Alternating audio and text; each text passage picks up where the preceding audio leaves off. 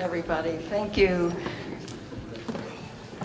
Thank you all for coming to this exciting day to celebrate the exhibition opening. It already opened, and so asking you to return, if you'd like, to the exhibition after this 1 hour time-controlled discussion.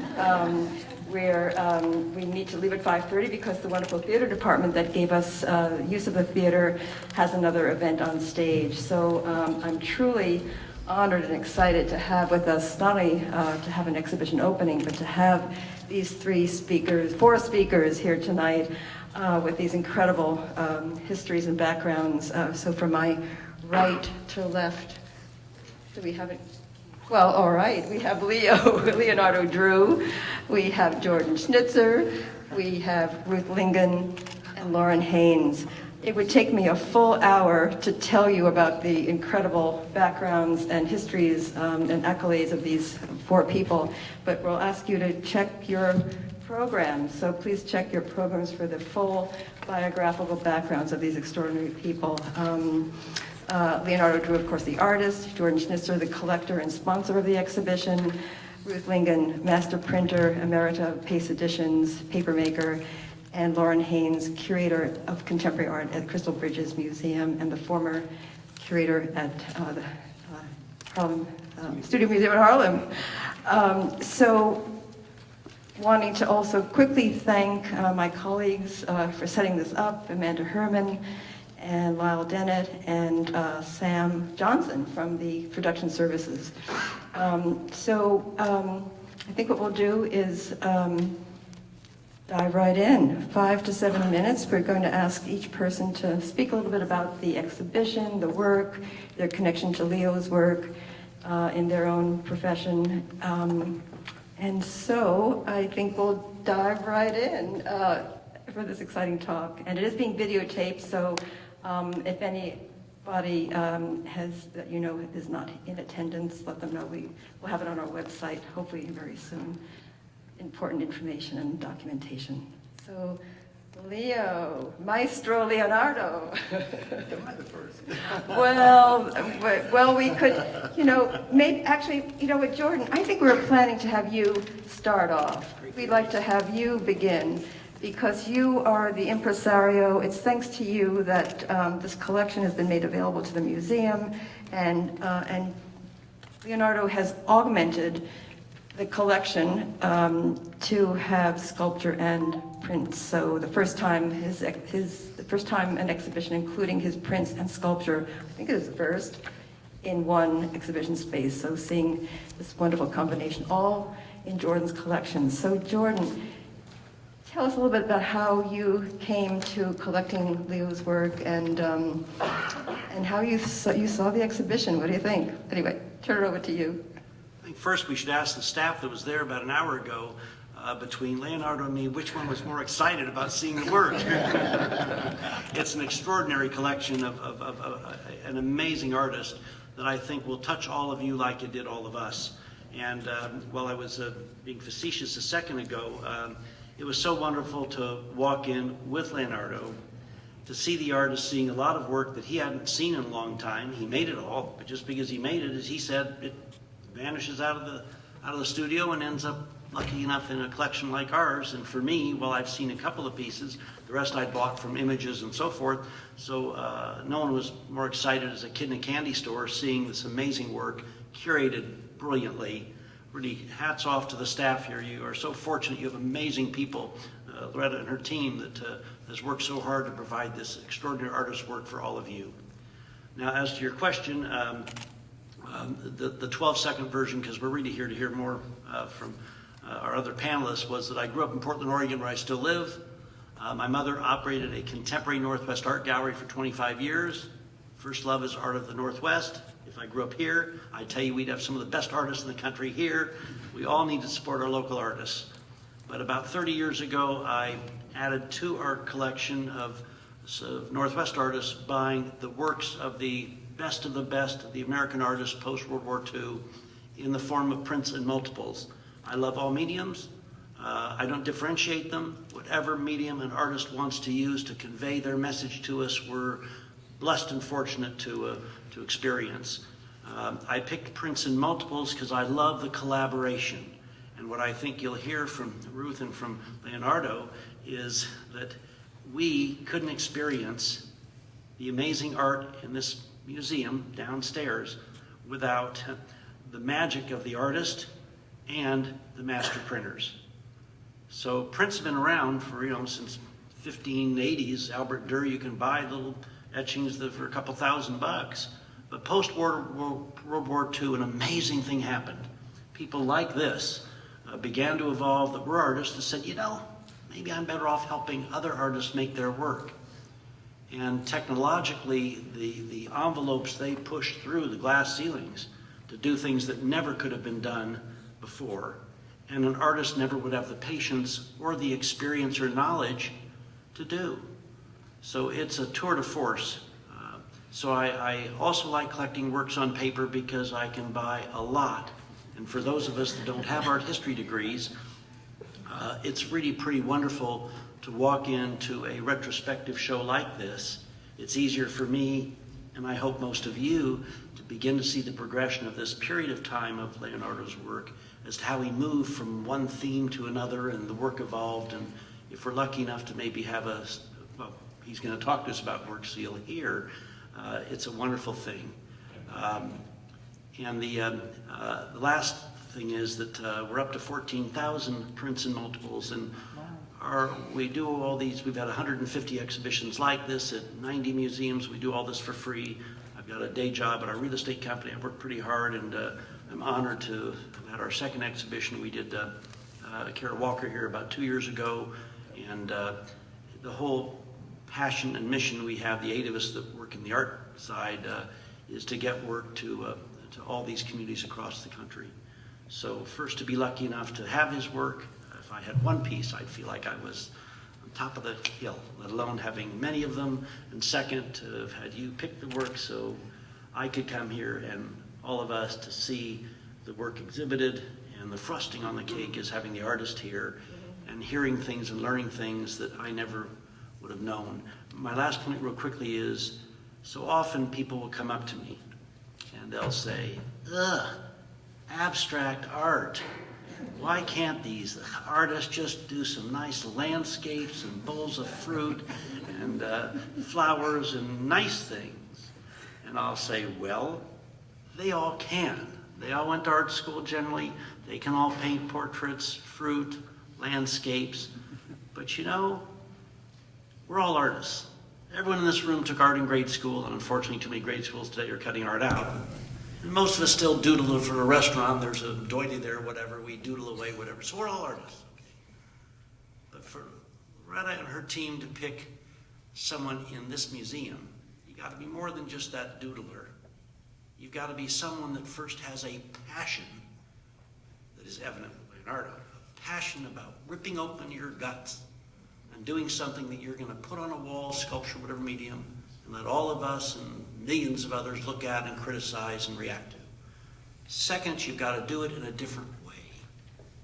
And by God, he's got a brand, he's got his own copyrighted method of what he does. And the third thing I would suggest to those folks that say, oh, abstract art, is it's funny about us.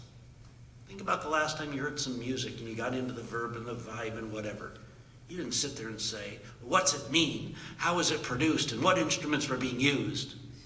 Think about the last time you had some fabulous meal and you're sitting there saying, unless maybe you're a cook, you don't sit there and say, well, how did they cook it? What ingredients? What in went first? But with visual things, we seem to react that if we don't understand it instantly, we get all frustrated. And what I suggest to those folks is, don't think, just feel the art. When you go see this exhibition, you can't help but be swept up into the power and magic of these breathtaking objects. Well said. My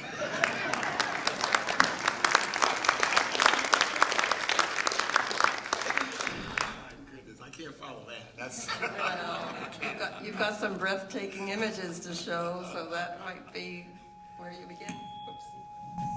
Oh, is that me or you? Okay. that is definitely me. At 13, and boy, it's actually my very first exhibition at age 13, 1974, and whenever I look at that photo, it's funny because I look at the missing buttons on the coat, it says something about where I was. My mother always reminds me when she sees this, it was in the newspaper. She says, oh my goodness, she says, why didn't you tell me you were going to be posing for the newspaper? You had your worst coat on with the missing buttons like an urchin, you know? But, you know, you look at these images and it says the time to realize a life, to sort of have a trajectory, have an understanding of like where I need to be. At this time I was creating comic book heroes. Marvel Comics, DC Comics, these guys came at me to sort of work with them sometime thereafter.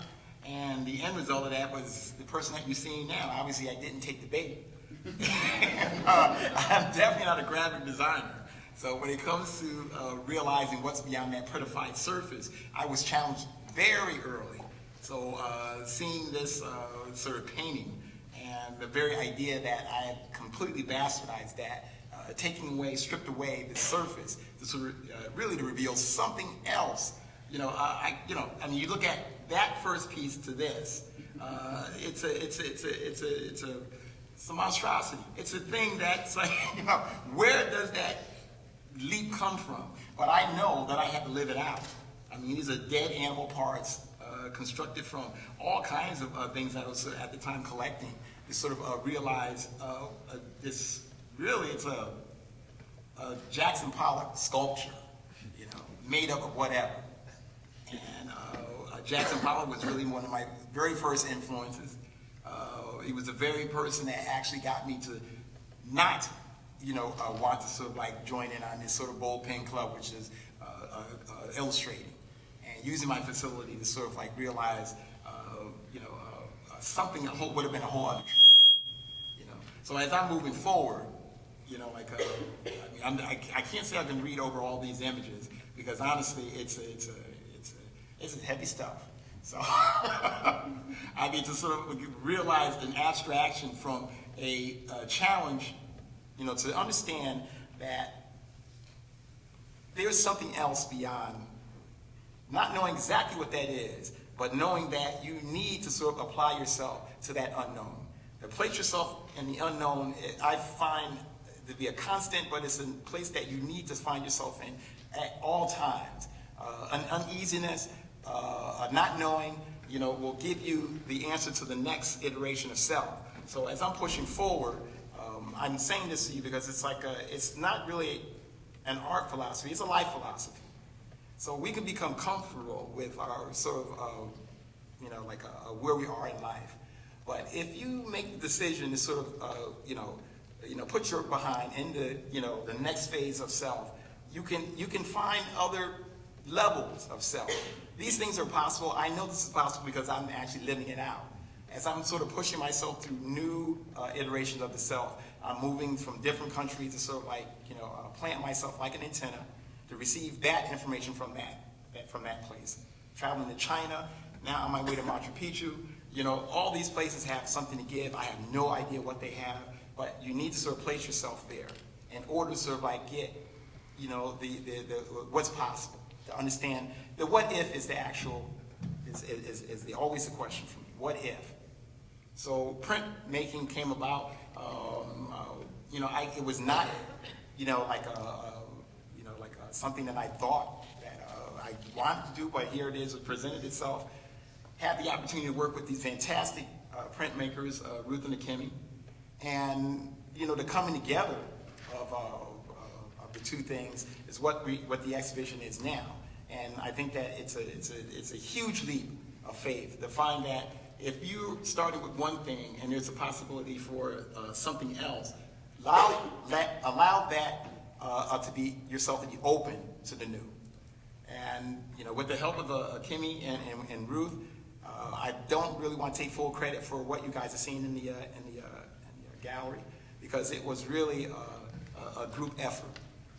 Whenever I look at those pieces, I think of my sister. and how we arrived at realizing, something totally new. And Ruth told me, I guess you're, when you go on these kind of, I'm on the circuit. on the circuit, right? And Speaking circuit right now, they thank talk you. about, what do they say? They say like, oh, how did you do this? And we continue to sort of add to a canon only because we asked that question, what if?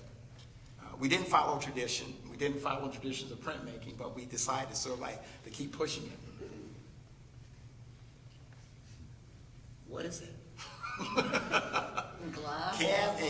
Cast paper and glass. It's like, remember Captain America in the beginning, right? And here we are at glass paper, with glass and paper and vitrines. It's just like, what is that? It's like, I look backwards and it's just exhausting just to sort of to try to comprehend, the many iterations or the possibilities. So, those pieces ended up in those vitrines because I actually at the time thought they were failures. Rather than, I was looking to do make pieces that were actually constructed from paper and felt like paper, but in the end they felt more like plaster. Because if you saw these things in the museum, it was like, this is plaster. So I had to take 3 years of my life out to sort of try to discover how to sort of realize, how to make these things have the likeness of being of that material. So there's always a level of truism as you're sort of asking the question, what if? You're always trying to sort of realize, that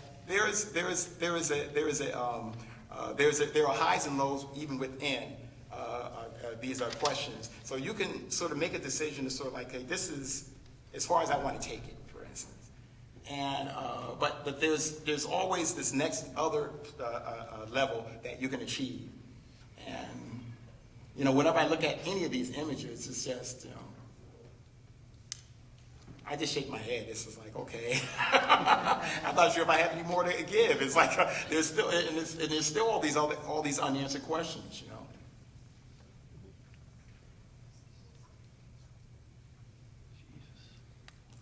Monsters.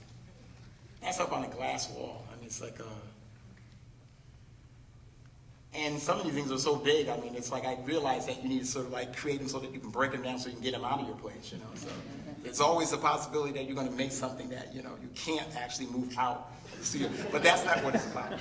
It's really about the creation of the piece, not necessarily about the practicality of the piece.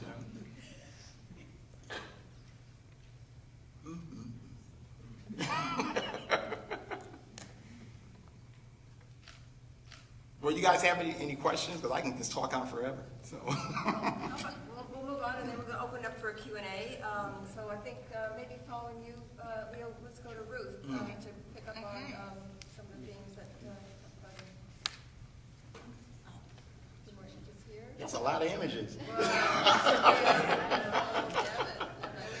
we go. Oh, this is for Ruth. Okay, so Ruth, if you'd like Just to. hit the clicker, There right? you go. Okay, great. Let's see, is this gonna work? Oh, okay, great.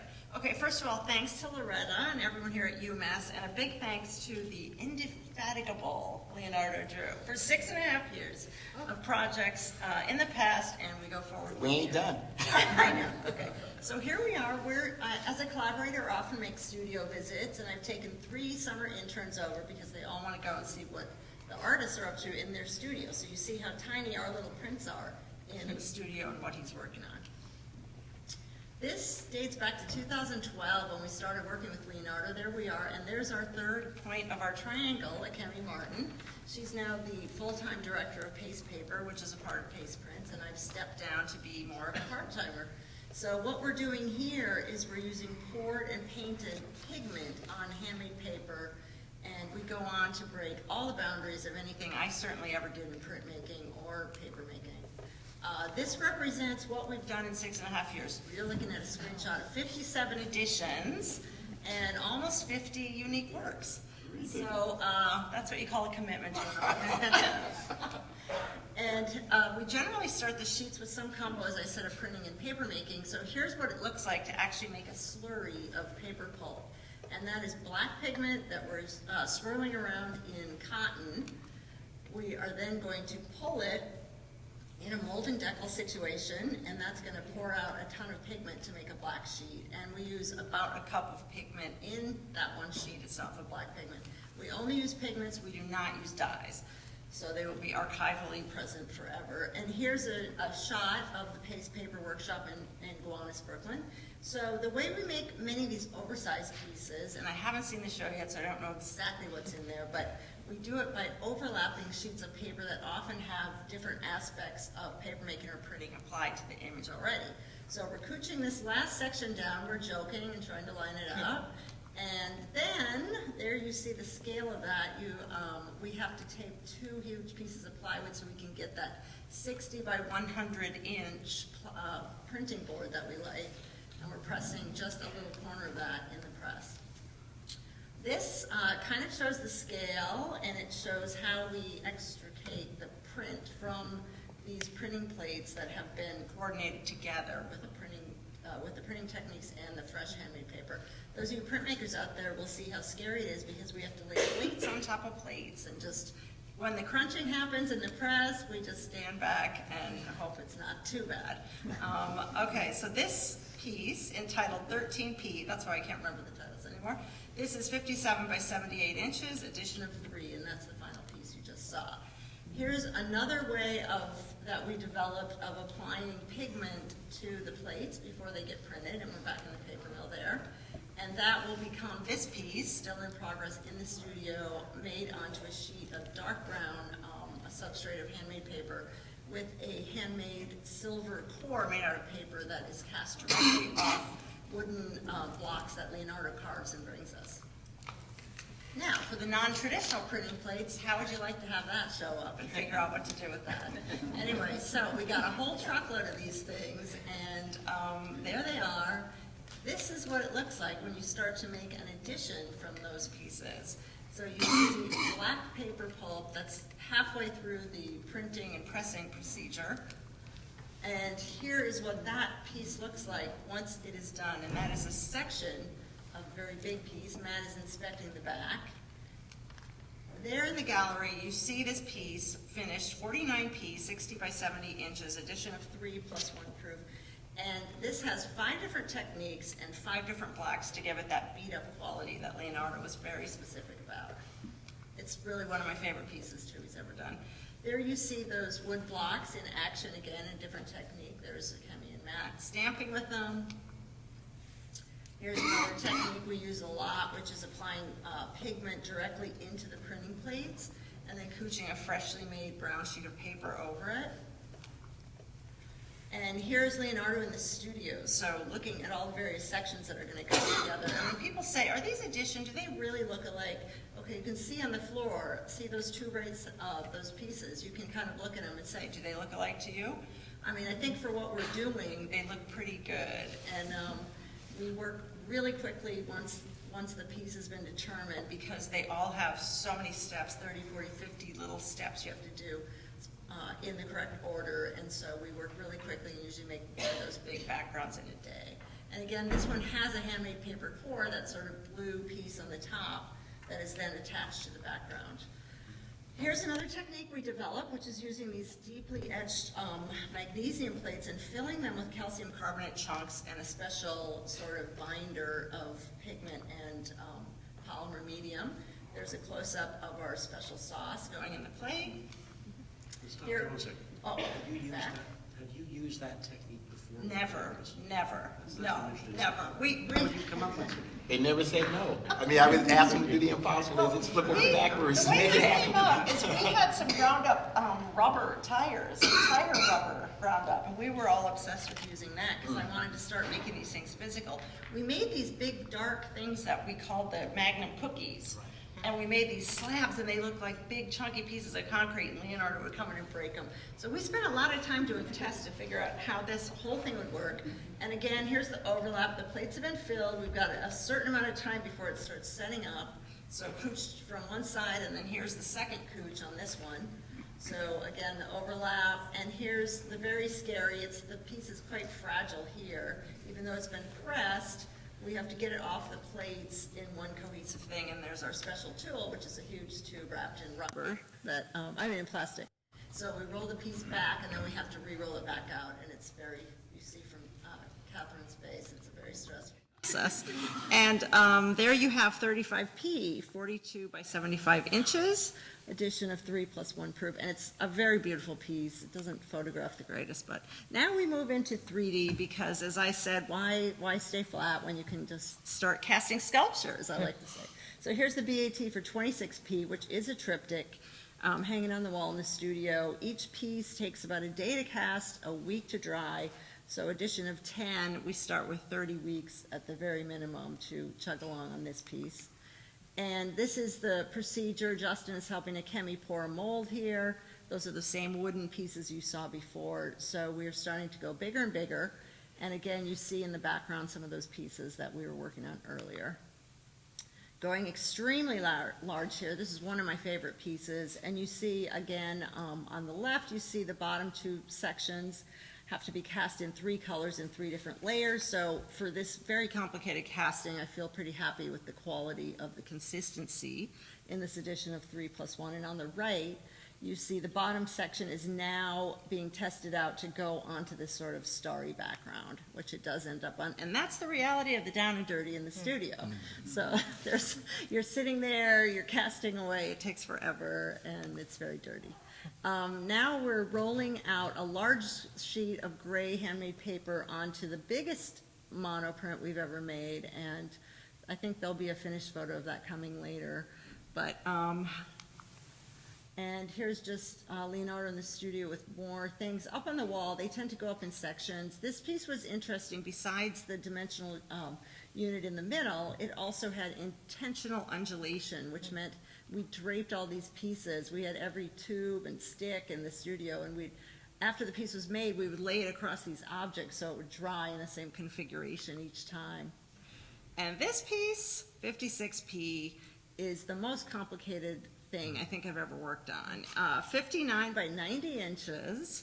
It has, in each section has 2 small pieces that are attached to a starry background that has an 8-inch cast multiple on the top, cast differently in each one and gilded. And that, again, is edition of 3+1 proof, 59 by 90 inches, said that.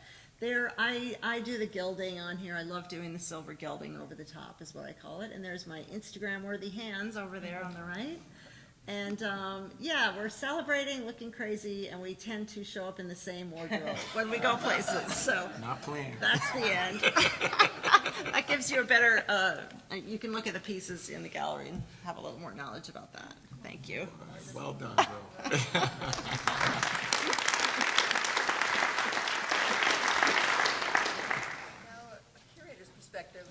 Haynes. I'm like, why am I'm not necessary. This is exciting. I want to hear what you guys have to say.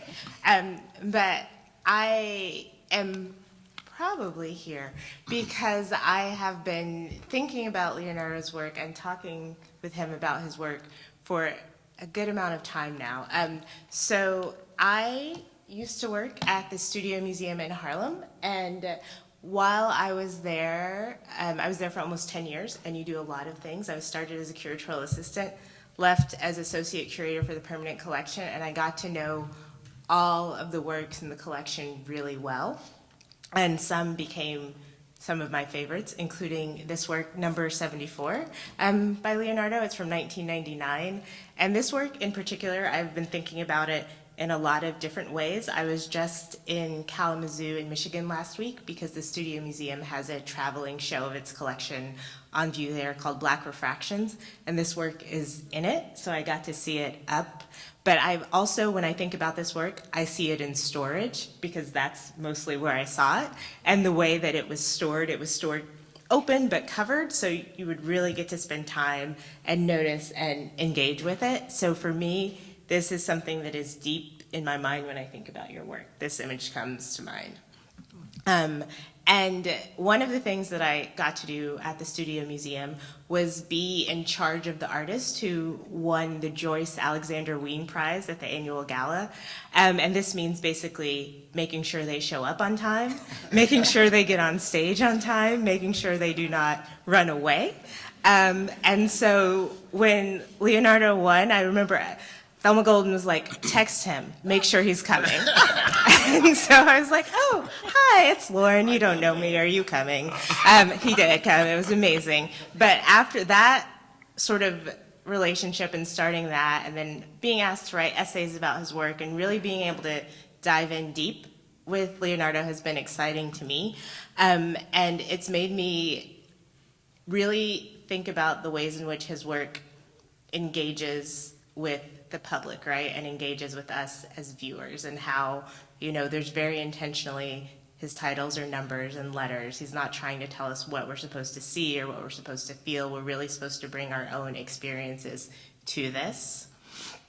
So about 3 years ago, almost 3 years ago exactly, I started working at Crystal Bridges Museum of American Art in Bentonville, Arkansas. And I started there in October of 2016. And then probably around October of 2017, I emailed Leonardo and I was like, so what are you doing? Do you want to come and be in residence with us for a few days and make a site-specific work? And he said yes. And he had already come out and visited our museum and sort of saw part of the campus that we were about to reopen. We created a new entrance to get to some outdoor works, but it also allowed for, there's a lot of mountain biking in Northwest Arkansas, so it also allowed for mountain bikers to sort of come off the trail, park their bikes, and get into the museum more easily. And it also created a new view into the museum. And so before Leonardo, this was just a blank white wall, which is not very exciting to look at, right? So he came and really thought about the space, thought about the view indoors and outdoors, thought about the other artworks that were around, and created this work that used pieces that had been in a work he did at the DeYoung Museum in San Francisco previously, but reconfigured them in an amazing, different way. And so this work was technically only supposed to be a 13-month loan. Luckily, we were able to convince our art committee to acquire it, so it's now a permanent piece of our collection. And one of the really exciting things to me about this work is that Leonardo has also said that it doesn't always have to be shown like this, right? It doesn't always have to be shown in this one spot. So there are some anchor pieces that we can talk about and think about how it can be reconfigured and shown in a different way. And to me, that's also just an exciting thing about Leonardo's work and his practice and how he thinks about it. It doesn't always have to be the same. There are ways in which it can change, and there are ways in which it can grow and adapt to the space that it needs to be in. And that's not always a given with artists, right? Because there's a vision and there's a way that it needs to be. He is definitely like that, but there's also a flexibility that comes.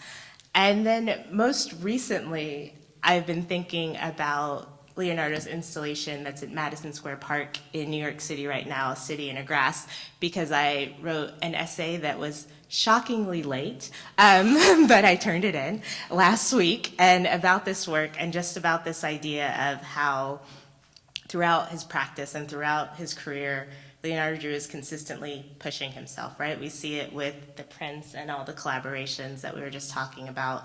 We see it with the installations, and then we see it with this major outdoor public work in a major park in New York City. And so to me, that's also something that I feel like we can't ignore, right? This idea that artists can sometimes start doing something and then stick with it because that's what they get known for, that's what people like, that's what sells, that's what they're happy with. But what does it mean to have an artist who is consistently pushing and pressing himself and thinking about the next thing? And then also creating work, again, that's meant to be engaged, right? And activated in just a different way. And I just like these photos because look at everyone having a good time. And I think that's something important as well, particularly when we're thinking about work that's in the public realm and how do people engage with it and how do they think about it. That's what I got.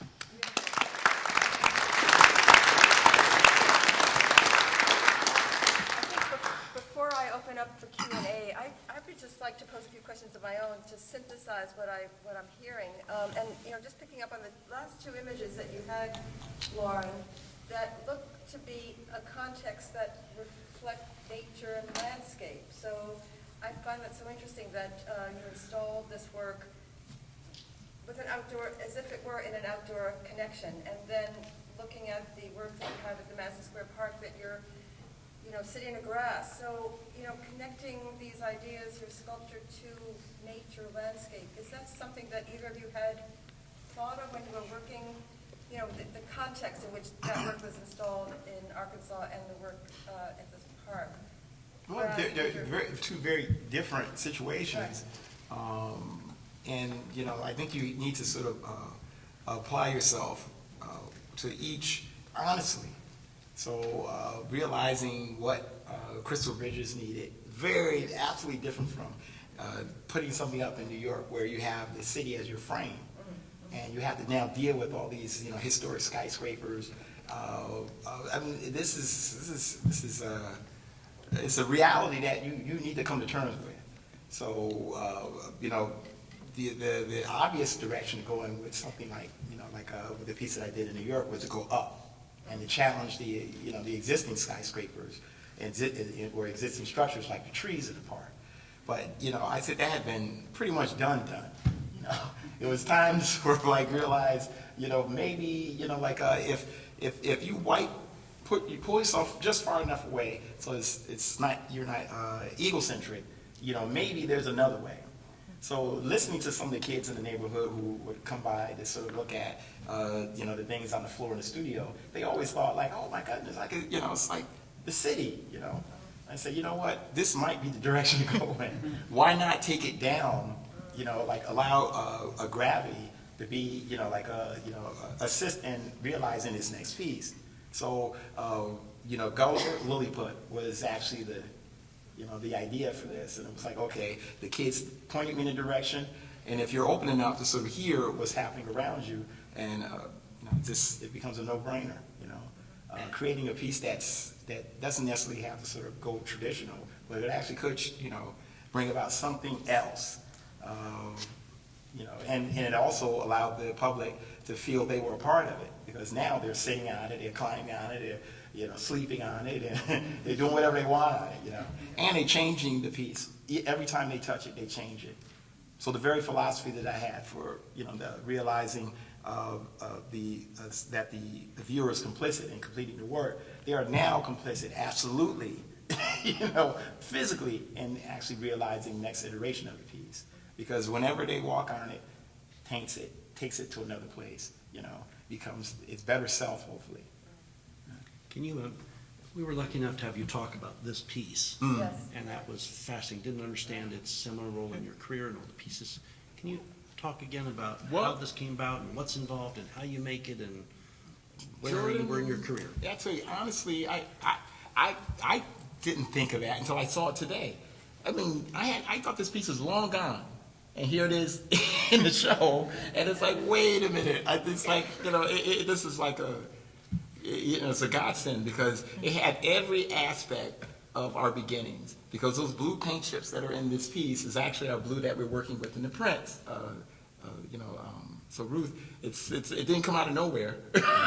This was done it says 2012, but this piece really is more like 2007, because it's been sitting around the studio forever. All these blue paint chips, all these other parts, the tree parts, that I wasn't sure exactly what to do with them. But when it did come together, it did sort of introduce, other possibilities. So as we sort of started moving into our prints, this piece was out there in the world. I didn't know where it was. I thought it was sold off or whatever, but I can't keep track of where things are. But here it is, up, with the prints that, are absolutely influenced by it, I mean, you see nothing but the influences. So where were you when you made this? Where did the paint chips? San Antonio, a place called Fine Silver Building, which is like a blue jean factory that was painted blue.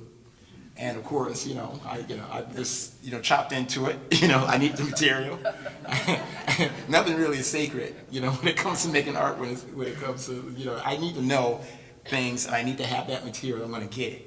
So that's, there's I think there's a hole where the blue chips used to be on the building, but it's this is material that was absolutely necessary.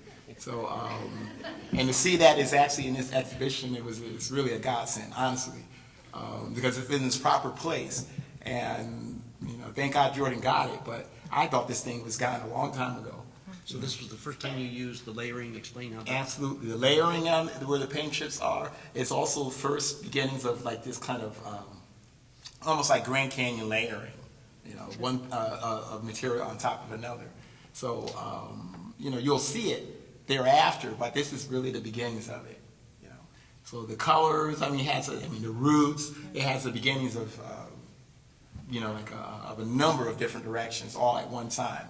And the fact that, like I said, nothing's sacred in the studio, I just take things apart. So this was that part, the blue part was part of something else, the roots was something else, part of another piece, and you start ripping this from that, and you push this with that, and the composition begins to talk. They never really are finished until someone takes them away from me.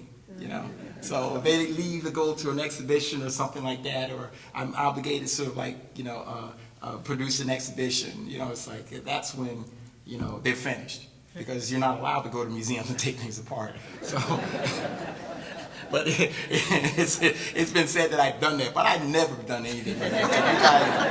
You guys have heard this is not true. So when you walked in today, 2 hours ago, and saw the exhibition, what did you think? What did you feel? What's it like? What an idea, because I know that, like you had approached me, is it 2 years already? Well, was it last year? I can't remember. Did I ask you in 1990? I don't know what I did. It seems like a long time ago, but you had approached me about doing a print show, and I said, go for it, honey. And I know that the prints, they're kind of like they have their own legs. And they kind of like are doing things, like I don't have to pay attention to what they're doing. They kind of have their own life.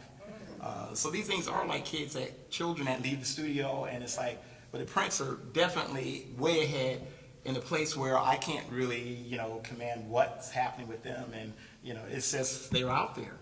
Like when we came together to create them, I just thought it was really magical, and we continue to come together. We're, slated to come together again in the very near future, and I think that, I just get out of the way. So when you came to ask me if we got to do it, it said those things have a life, they have their own legs. But the end of that was that I heard that you guys are trying to get something from the Fog Museum, a sculpture. I wanted to contextualize. And I was like, what is that? Yeah, that's an interesting idea. Context, to have sculpture, a few elements of sculpture in the exhibition, just to provide context. And so I looked at our 5 colleges, and I looked at the New England museums. But then Jordan stepped in and said, wait a minute, I'll provide the context. Tell me what works you want. And so, there were a few, Jordan on the phone, he did it.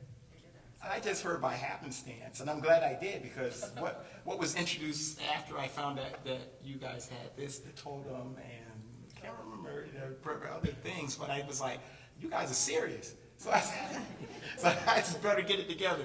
So I said, okay, I think there's something actually that was also influenced by working with Ruth and Kimmy. And I said, I don't know where that piece is, but I have to locate it. And it was somewhere in London, and I was able to get it before it was sold off, and pulled it back in and said, this needs to be in the show. And it's a great anchor. yes. And the other additives also, but couldn't really know that.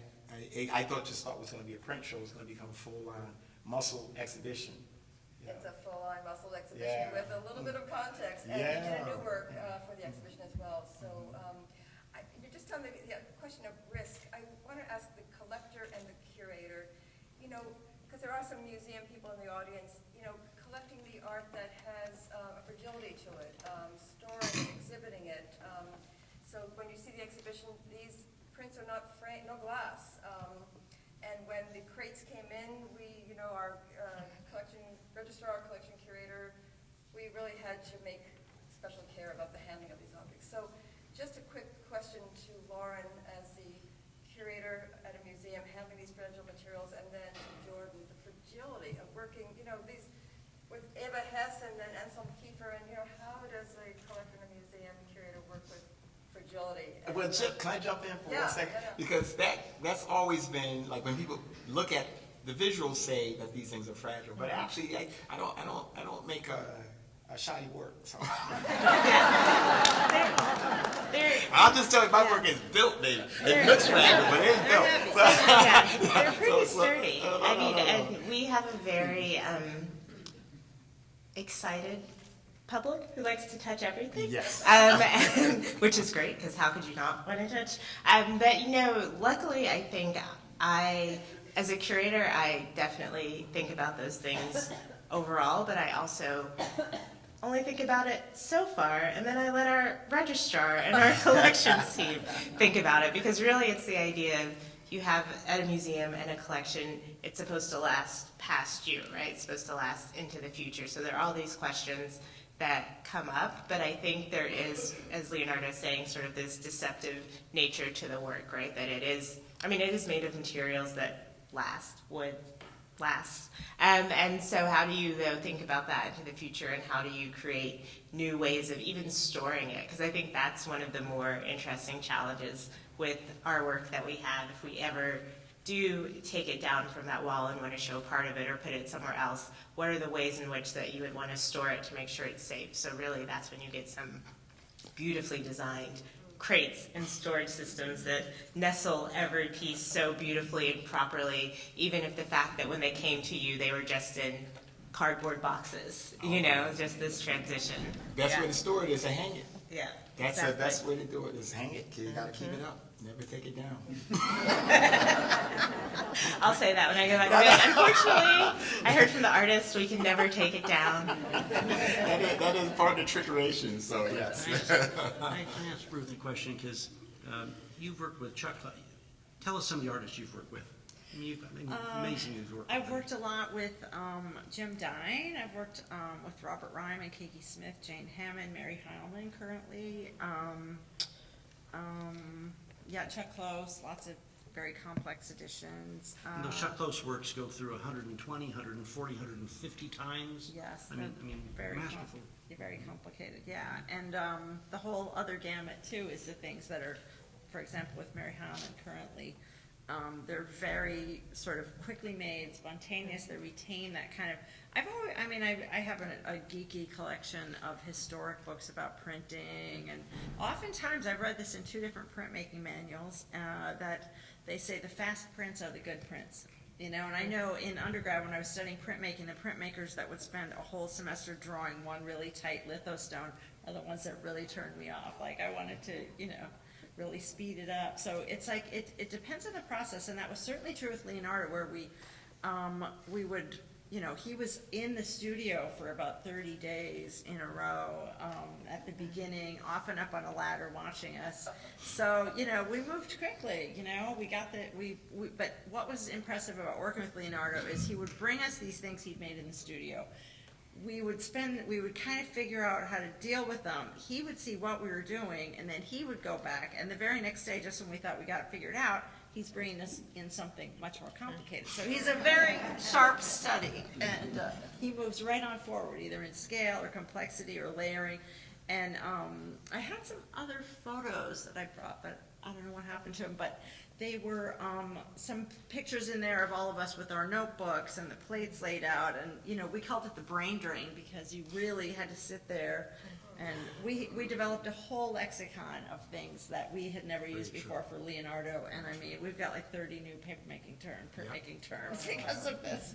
It's a book like that, something like that with the new stuff. So it's just, I think it's problem solving, and it's fun, and it's also frustrating sometimes, but then you break through, it's like any kind of process like that. You break through, and then you come on out to the other side. So, yes. Can I ask Lauren a question a second? A tougher one. So if someone came up to you and said, it's Leonardo drew, why? I mean, you're a curator of a big, spectacular museum if you have them at Crystal Bridges, and I was with them on Monday night at the Crystal Bridges, at the Getty Museum. Mm-hmm. But why? Why would you have Leonardo drew in your museum? Why is he any good? How would you answer that? Yeah. I mean, I think there's like the different levels of answer, but I think essentially it would just get at that, especially when we think about contemporary art and think about living artists, you have to think about how so many things have been done, and how, of course, artists are influenced by other artists and what's come before them and all of this. But for me, I get excited by artists and artworks that feel like something different, right? That feel like something that I've not seen before, or it creates and causes this different experience when I'm looking at it. Because I still have to get excited by artwork, right? Because if I stop, then I should probably get a new job. But I still want to feel excited. And so for me, every time I look at Leonardo's work or see a new project or hear something that he's attempting and what he's doing, I'm excited by it. But I also think when you have a museum that's about American art and is trying to tell a more inclusive and comprehensive story of what that even means and what does that even mean to be an American art museum today, you have to have artists who are pushing boundaries, who are working in different material, who are thinking about their audience in a different way, right? Thinking about the fact that your reaction to it, even if it's like, I don't know, that's important too, right? That's part of it. So to have artists who make all different types of work is really important when you're having a museum collection that's meant to last into the future. So I'd say something like that, maybe. Yes, well said, and very meaningful to our audience. I think we have a few more minutes left for Q&A, so Amanda, how much time do we have to open up? About 10 minutes? About 10 minutes. If you raise your hand, I can try and get a mic to you. Thanks, So, Bob. And thank you so much.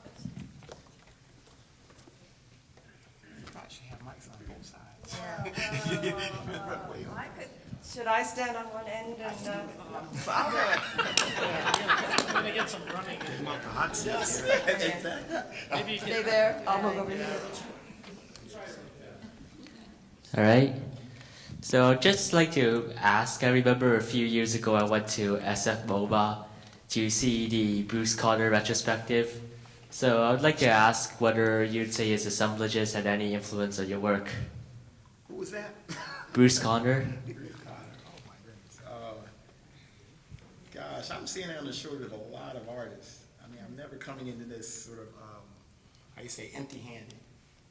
So I don't think when you're even looking at my work, I don't think anyone's ever been left out when describing my work. So I think it's all good, So I can't say I ever actually know who that artist is, but I'm sure I've been influenced by him. There's a question over here. Hi. I'm just trying to find the best way to formulate this question, but how would you say your reality as a black man in America has influenced your work? Because I see, just taking me for example, just like the whole idea of being an artist seems to be a stigma inside the black community, right? And it's where we're meant to work, not explore this whole entire facet, not facet, but just subsect of society, and you are a person who has actually established yourself inside that, and I mean, I'm a fledgling in this pretty much, and I would love to understand how you were able to break, Well, I'll tell you honestly, you have to make art because, you need to make art because you're an addict. I mean, I'm an addict, so it has very little to do with anything outside of the fact that when I get up in the morning, I have to get my ass going, you know what I mean? And I've had obstacles that said, that you shouldn't be doing this, whatever. I couldn't hear that. I was born to do this, so there's no, way you're going to sort of like, tell me that because you're black or because you're Asian, because you're a woman, those aren't excuses to either make art or not to make art. You should be making art because you're born to make it, and don't let anyone, tell you otherwise. If you're able to be swayed by that, then maybe you're not an artist. So you really should, it should be a trajectory that is absolute. There's no, ifs and ands about it. So, I've been doing this right out of the womb.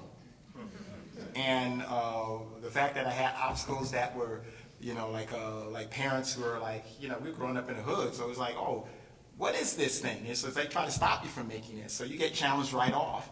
You know what you are because you made it past those obstacles early, So it's at this point it's just easy, just to sort of like just to create because this is what I do naturally. There's nothing else that I want to do. So it has very little to do with those other, you can slot me into all those places thereafter. But the fact is I'm an artist. That's just who you are. Yeah, absolutely. And let me suggest that what I often say is that artists are always chroniclers of our time. Doesn't matter whether you go back to Egypt, caves in France, Impressionists, any period of time. The reason why I like the post-World War II artists is because they're forcing us to deal with themes of our time, our lives. Now, there certainly have been lots of barriers, ethnically, race, gender, over millenniums. In terms of the last 30 and 40 years, what's happened, I think, in this country in particular, as people of color have moved into mainstream America as they should have, we're seeing an emergence of a lot of artists of color that are spectacular. Most of the museums today that come to us, because we have 250 artists, all want the Kara Walker, Ellen Gallagher, Lorna Simpson. I'm going to a Robert Colescott show, who was an artist in my mother's gallery, who became probably the most important African American black artist in the country before he died 4 years ago, following like Jacob Lawrence and others. And it is so exciting, because when we look at our communities today, I mean, this country has always been a welcoming place of others. That doesn't mean we treated a lot of people very well. There were a lot of places that our family couldn't go not too many years ago. Okay. But in terms of, I think what you just said is true. I mean, when I look at artists, I didn't look at his work or any other artist's work of thinking, gee, they are black, white, green, blue, Jewish, Catholic, whatever first. It's art, and they're getting a message across. And just because someone is of color doesn't mean what they have to do is so poignantly of color. On the other hand, every artist, as all of us, are a product of all the million little mosaic pieces of our life. And I think when you approach when your creativity explodes, it's the sum of all that you've been and are. And that means the experiences you've had, growing up where you did, your parents, prejudice, not prejudice, whatever it all is. I mean, we all are. That's what's wonderful about being all of us in the audience is, I mean, I'll use the example before I'll say to someone, gee, do you have a sibling? They'll say yes. I'll say, did you grow up with the same parents? Yes. Same genetic? Yes. Same schools, same vacations, whatever. Oh, so when you see this work, you both react the same way? No. Why? Because even if you have the same genetic pool, the same experiences, same school, same vacations, whatever, we're all unique human beings. So we come preloaded to experience the work and interpret it uniquely for each of us, just as each artist is a human being too. They're preloaded with all that they've ever been. And we're lucky enough to have someone that has a genetic predisposition to an aesthetic eye and touch that then decided to stay in that craft, happened to probably be in the right place at the right time, and then has worked at that craft to get the respect of folks like Lauren and others to be in museums like this. That's what's exciting. I think it's a great question. I think your answer was perfect. You're an artist, okay, and you had that drive in you to create.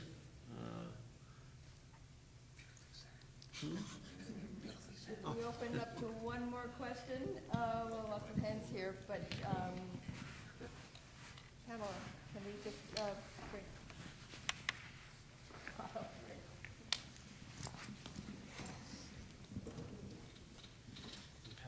And then the remainder of our questions downstairs, we can speak to any of our panelists down in the gallery. So your work is a lot about accumulation of materials and the power of that. So at what point in your process of putting together art did you start to realize this?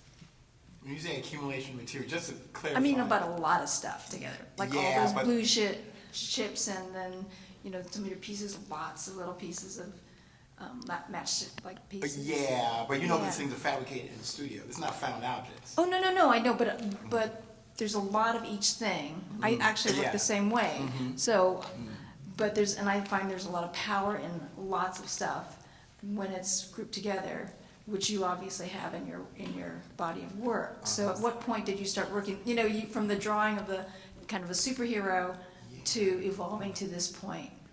Well, you know, I'll tell you, I always, you know, felt that even when I was drawing, there was always this meticulous hand at work. You know, if you weren't sewing or drawing things to the umpteenth detail. You know, I think that carries over into this kind of, where it manifests itself in this accumulation. So I think still embedded in me is this guilt where it's like you need to actually physically be making something that takes a long time, you know, in order for it to mean or be worth something, you know. So I know that I can go backwards in myself and say, that's probably why I do this. But now I do it because it's so much a part of my language, you know. It's like, it's no getting around it. I need to go through that in order to realize, finalize a piece. I need to go through that process, you know. So no matter how small the piece is, it's going to take forever to get it done. Thank you. Having the four of you here has been a dream, really. It's a dream for a museum, it's a dream for a university. Really, it's just an honor to have all four of you here, and it will continue conversations down in the gallery, the museum. And just to let you know, on the back of your program, other events that are taking place in the next few months, all because of Leo's work as a springboard for new ideas, interdisciplinary ideas, performances, music, dance, artists who are doing walkthroughs, lots to be continued based on this wonderful work that will inspire so many of us. So, And let me just suggest the last thing here, we're honored with our collection to have the work here. And with all the fabulous effort that your staff has put in, my father used to say, you can't see too many yellow school buses in front of an art museum. The only shame for all of you in the community here is when this show ends, when's it end? December 8th. Okay, if every single student on this campus and your neighbors, your nephews, your kids, your friends, whatever, your word of mouth and telling people how phenomenal this show is really would help. It's a shame if everyone doesn't get to experience it, so we plead with you to, talk it up and get people here.